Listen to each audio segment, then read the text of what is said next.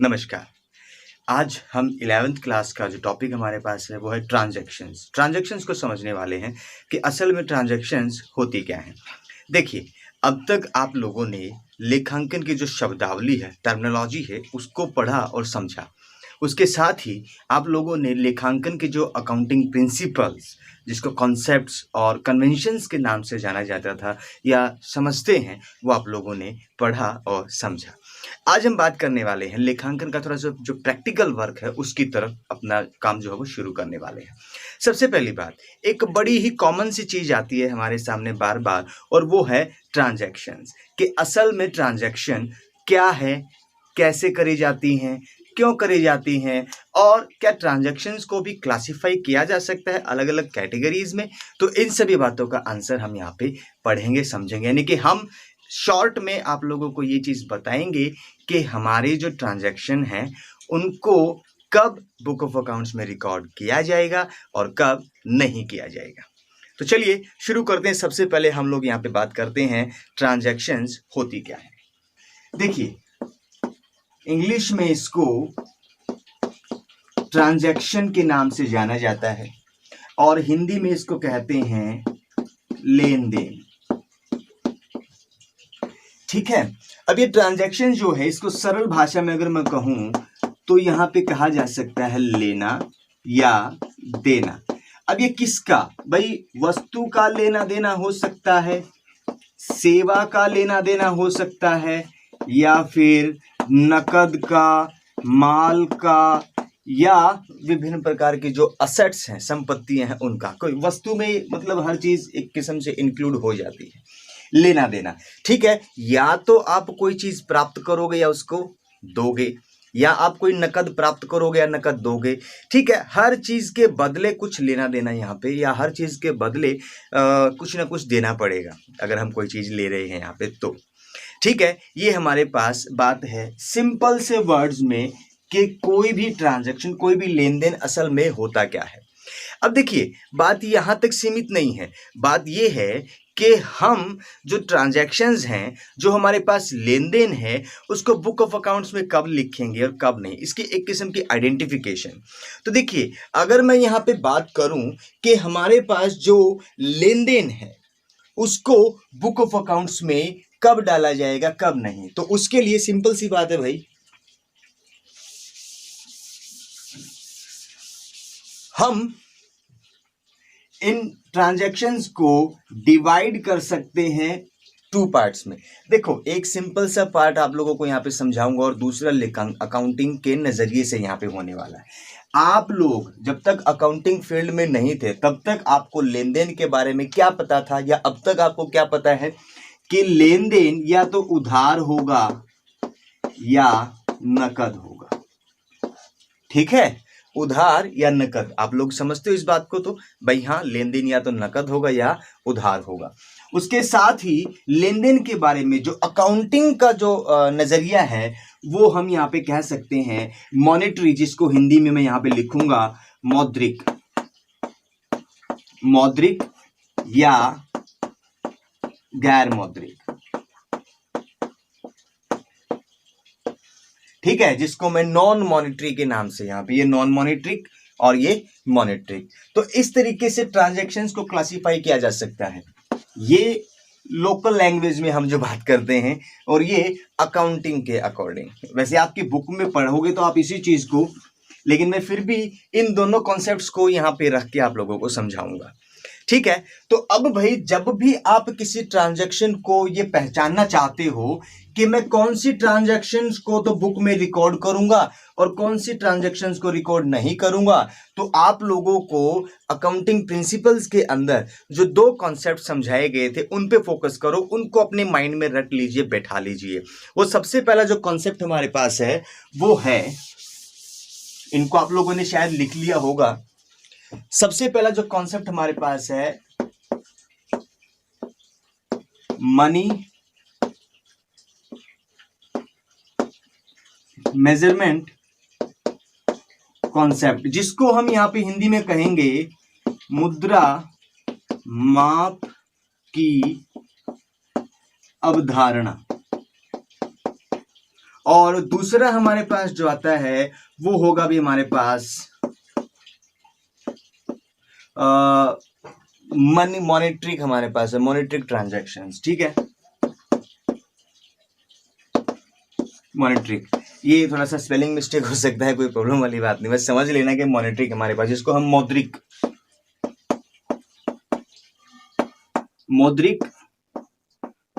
अवधारणा के नाम से जानते हैं। अब देखिए ये दोनों कॉन्सेप्ट्स क्या कहते हैं भाई, कोई भी ट्रांजैक्शन वो मॉनेटरी टर्म में होनी चाहिए और उसको मुद्रा में मापा जा सके, तभी वो हमारी बुक ऑफ अकाउंट्स में रिकॉर्ड करी जा सकती है, अदरवाइज नहीं।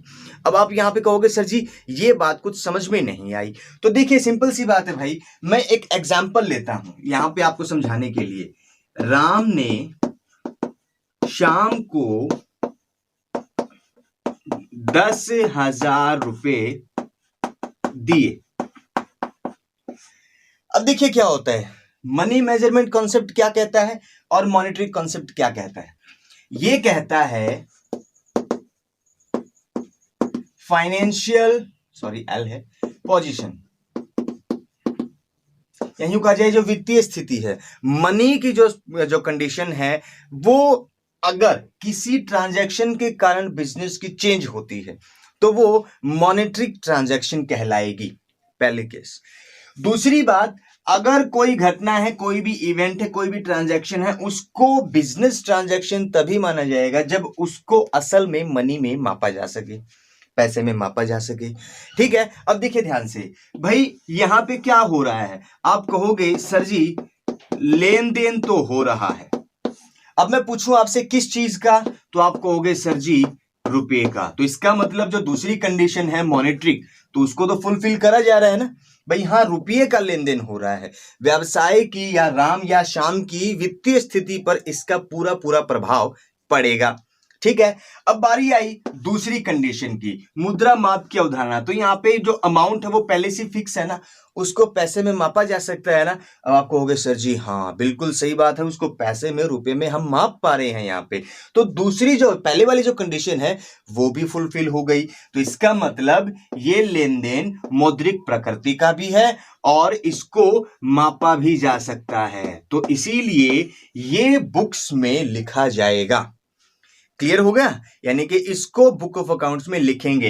अब देखिए मनी अवधारणा और यहाँ पे मौद्रिक अवधारणा, मैं इनको यहाँ पे ज्यादा एक्सप्लेन बिल्कुल नहीं करूंगा, ये आपको पहले बताया जा चुका है, पहले वाली वीडियोस में आप इसको इजीली फाइंड आउट करके सीख सकते हो, समझ सकते हो। अब मैं बात करता हूं दूसरे कुछ एग्जाम्पल्स के बारे, बस इतना ध्यान रखें, मनी मेजरमेंट कहता है किसी भी लेन देन की वैल्यू अगर मनी में मापी जा सके तो ओके है, और कोई भी लेन देन अगर बिजनेस की फाइनेंस या यूं कहा जाए कि भी कैश सिचुएशन पे इंपैक्ट डालता है तो वो मॉनेटरी टर्म को भी पूरा करेगी, और वो दोनों कंडीशन अगर फुलफिल हैं तो मॉनेटरी ट्रांजैक्शन हो जाएगी। इनका कुछ एक्सेप्शन भी आ जाता है, वो भी ध्यान में रखना। अभी तक कुछ बच्चों के दिमाग में आएगा सर जी नकद की बात तो ठीक है, अगर आप मान लो दूध खरीदते हो दुकान से, अगर आपने वो कैश खरीदा है तो आपने 100 रुपए का दूध लिया और 100 रुपए उसको दे दिए, तो ये लेन देन हो गया पूरा, जो कि नकद में है, तो कोई प्रॉब्लम वाली बात नहीं, क्योंकि मनी भी जा रहा है और निश्चित अमाउंट भी है। लेकिन सर अगर मैं यहाँ पे उधार में ट्रांजैक्शन करता हूं तो क्या हो, तो तब तो ये हमारे पास जो है कि मनी कॉन्सेप्ट या मेजरमेंट कॉन्सेप्ट जो भी हमारे पास है वो क्या इसको फुलफिल करेगा, क्या वो इसको ट्रांजैक्शन मानेगा। बच्चे कंफ्यूजन में आएंगे, और बहुत ही इंपॉर्टेंट सवाल भी है, छोटा है बचकाना सवाल है लेकिन कंफ्यूजन बहुत करता है स्टूडेंट्स को।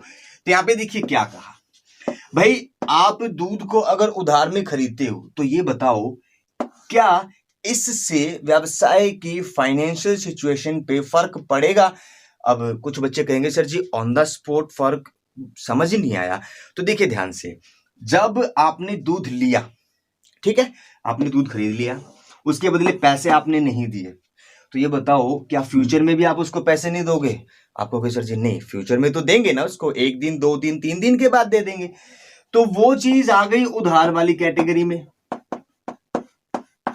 अब मान लीजिए कि ऑन द स्पॉट इस ट्रांजैक्शन के कारण बिजनेस के कैश पे कोई इंपैक्ट नहीं पड़ रहा, लेकिन जो पहले वाली कंडीशन है, कहता है वैल्यू को मनी में मापा जा सकता है ना, तो इस ट्रांजैक्शन की वैल्यू को मनी में मापा गया ना, कहते 100 रुपए का दूध है, तो पहली वाली कंडीशन फुलफिल हो रही है। और दूसरे वाली कंडीशन इसीलिए फुलफिल मान ली क्योंकि इन फ्यूचर इसके बदले कैश डेफिनेटली मिलेगा। तो इसीलिए ये ट्रांजैक्शन, ये उधार वाली ट्रांजैक्शंस भी मॉनेटरी ट्रांजैक्शन और यूं कहा जाए मनी मेजरमेंट कॉन्सेप्ट्स को फुलफिल करने वाली सिचुएशन में बिजनेस के अंदर रिकॉर्ड करी जाती हैं। ये बात पल्ले बांध लीजिए। इसके साथ ही जो दूसरा कॉन्सेप्ट हमारे पास आता है वो क्या है भाई, वो कौन सी ट्रांजैक्शन है फिर जिनको बिजनेस में रिकॉर्ड ही नहीं किया जाएगा? तो चलिए उनको भी समझा देता हूं। सबसे पहला जो कॉन्सेप्ट हमारे पास यहाँ पे लेके आते हैं, थोड़ा पसीना ज्यादा आता है भाई, पंखे वगैरह सब बंद करने पड़ते हैं। तो यहां पे सबसे पहली बात भाई, पहला पॉइंट है, समझ लीजिए मैं जो ट्रांजैक्शन या जो स्टेटमेंट यहां पे लिखने वाला हूं उसको अच्छे तरीके से। मैनेजर, मैं इसके साथ जोड़ देता हूं अच्छा, या एक मैनेजर बहुत बढ़िया है, किसी कारण से अब वो फर्म या कंपनी से इस्तीफा दे देता है, तो उसके इस्तीफा देने के कारण फर्म को होगा नुकसान। ठीक है, या यूं कहा जाए सिंपल सी लैंग्वेज में कि एक अच्छा मैनेजर फर्म से इस्तीफा दे देता है तो फर्म को नुकसान होता है। ठीक है, या एक अच्छे मैनेजर के फर्म से इस्तीफा देने के कारण होने वाला नुकसान। अब देखिए ध्यान से, ये जो नुकसान है ये आपको तो लगेगा, आपको लगेगा कि नहीं ये मॉनेटरी है क्योंकि नुकसान हो रहा है। ठीक है, ये मॉनेटरी है, लेकिन असल में ये मॉनेटरी नहीं है। क्यों? क्योंकि इसके कारण या मैनेजर के चले जाने के कारण क्या बिजनेस में से कोई कैश आउट हुआ या कोई कैश गया बाहर? आप कहोगे नहीं। क्या बिजनेस को कोई कैश मिला? आप कहोगे नहीं। तो जब ना तो बिजनेस में से कैश निकला ना बिजनेस में कैश गया, तो ये मॉनेटरी कैसे हो गया? नहीं हुआ ना। ठीक है सर। और दूसरी बात, ये नुकसान क्या है? ये संभावना है। क्या इस नुकसान को एग्जैक्ट मैं यहां पे माप सकता हूं? क्या इस नुकसान के बारे में मैं यहां पे एग्जैक्ट बता सकता हूं कि ये नुकसान कितने रुपए का होने वाला है? अब आपका जवाब होगा सर जी नहीं। तो जब एक नुकसान की मैं सिर्फ अनुमानित राशि बता सकता हूं, उसकी एग्जैक्ट अमाउंट नहीं बता सकता, तो मनी मेजरमेंट कॉन्सेप्ट यहां पे फुलफिल नहीं हो पाता।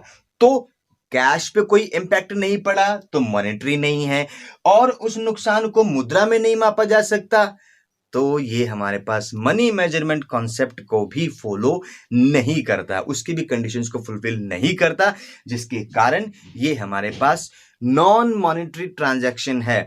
और नॉन मॉनेटरी ट्रांजैक्शंस को तो बाबूजी हम यहां पे रिकॉर्ड करते ही नहीं। ये हमारे पास सबसे बढ़िया बात है। बस इन बातों को ध्यान में रखो कि मनी मेजरमेंट कॉन्सेप्ट और दूसरी बात हमारे पास जो मॉनेटरी कॉन्सेप्ट है वो क्या कहते हैं, और हर एक ट्रांजैक्शन के ऊपर उनको अप्लाई करके देखते चलो। आपका सारा का सारा काम यहाँ पे बहुत ही ज्यादा आसान हो जाएगा। अब नेक्स्ट पॉइंट मेरे पास है, मैं एक और एग्जाम्पल लेता हूं जो कि फिलहाल काफी जलजला उठाए हुए है, और वो है सरकार की जो नीतियां हैं। देखिए, किन्हीं व्यवसाय या स्पेसिफिक बिजनेसेस के व्यू को देखें तो सरकार की कुछ पॉलिसीज किन्हीं बिजनेस के लिए बहुत खतरनाक हो जाती है, जैसे भी चाइनीज कंपनी के लिए हो गई है। तो यहां पे क्या हुआ, सरकार की जो नीतियां हैं, सरकार की नीतियों में बदलाव के कारण कंपनी को होने वाला नुकसान। अब यहां पे इस बात को देख लीजिए, ये है तो एक घटना, लेकिन इसको बिजनेस में रिकॉर्ड ही नहीं करेंगे। अब क्यों? वही बात, अभी नुकसान शब्द को देख के आपको लगेगा वापस फिर से कि नुकसान तो है तो कुछ ना कुछ। तो देखो कितना नुकसान, अगर मैं पूछूं, मनी मेजरमेंट कॉन्सेप्ट पूछता है कितना नुकसान हुआ, आपके पास कोई जवाब नहीं।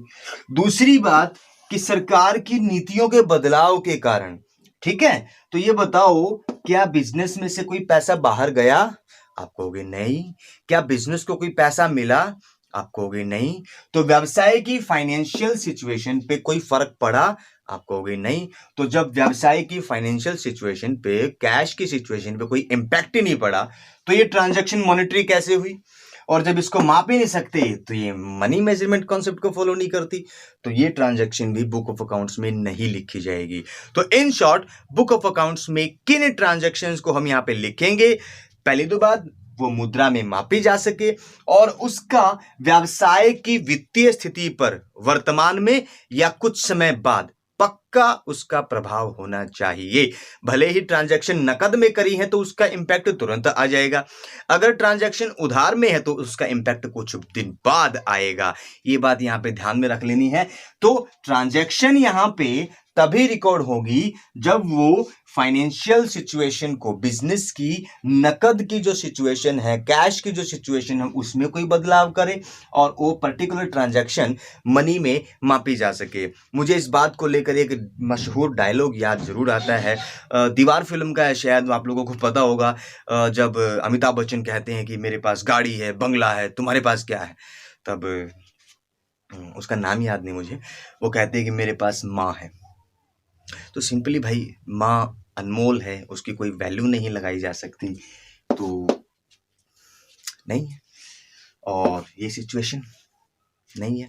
लेकिन गाड़ी, बंगला वगैरह, उनकी वैल्यू को मैं मनी में माप सकता हूं, ठीक है, उनकी वैल्यू को मैं मनी में माप सकता हूं। तो उनको तो यहाँ पे रखा जा सकता है कि हाँ, तुम्हारे पास क्या क्या संपत्ति है, कितना पैसा है तुम्हारे पास, उससे यहाँ पे पता लगाया जा सकता है। लेकिन जो दूसरा बात है वो नहीं कर सकते। तो इसी के साथ हम यहाँ पे बात करते हैं, सिंपल सी बात है भाई, ट्रांजैक्शन क्या होती है उसको समझ लिया। अब ट्रांजैक्शंस जो हमारे पास वो क्लासिफाई करी, तो यहाँ पे पता लगा कि ट्रांजैक्शंस को हम यहाँ पे मॉनेटरी और नॉन मॉनेटरी के रूप में समझते हैं।